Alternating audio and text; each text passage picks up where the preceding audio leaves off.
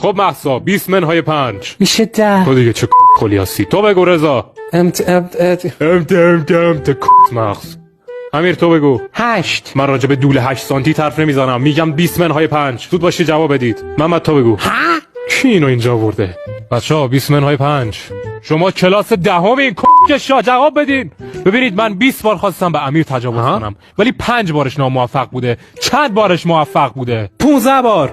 واقعا؟ آره میشه 15. فکر کنم راهشو پیدا کردم. خب مهسا هفته پیش 110 تا رل زد و امروز هم 17 تا. تا امروز میشه چند تا رل؟ 127. آره.